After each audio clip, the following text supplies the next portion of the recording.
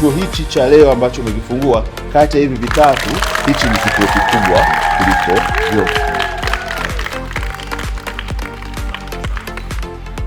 Sisi kama taasisi ya Project Inspire tumekuwa tunafanya kazi kwenye maeneo ya kuboresha namna gani ambavyo vijana na watoto kwenye mashule yetu wanajifunza masomo ya sayansi, teknolojia, uhandisi na hisabati. Kwa ufupi wanasema STEM. Na tunafanya hivi kwa namna mbalimbali, ikiwemo kuleta kitu kinaitwa kujifunza kwa miradi ama project based learning, ambayo dhana mbalimbali ambazo wanajifunza darasani wanazitumia kutumia miradi kama ulivyoona hii miradi ambayo wamekuwa wanafanya leo, ambayo inajumlisha sanaa kidogo, sayansi, teknolojia pamoja na uhandisi. Kwa hiyo sisi malengo yetu baada ya hapa sasa, hiki kituo ambacho leo tumekifungua kwa awamu ya kwanza ni kiweze kuhudumia ukanda huu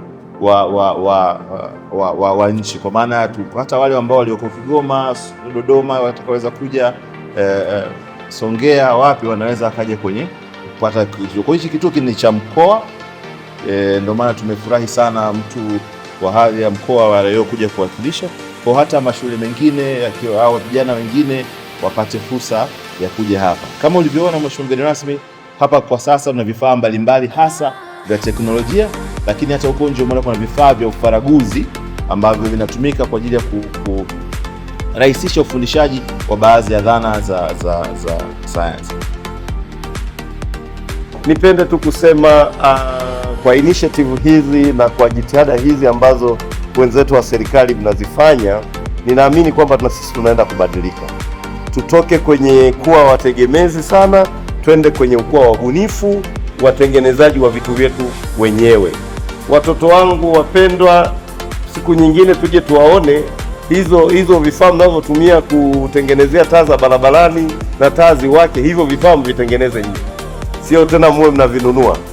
Mimi kwa niaba ya mkurugenzi, kwa niaba ya halmashauri kwa ujumla, nirudie pongezi na shukrani, na niahidi kwamba tutakuwa pamoja kusimamia vituo hivi na kuhakikisha yale matokeo tunayapata.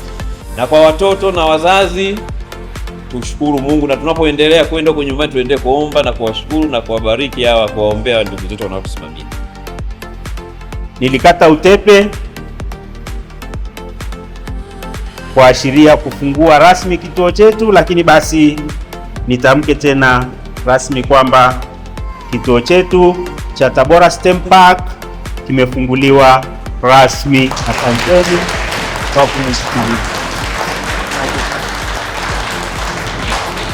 Sayansi, maendeleo.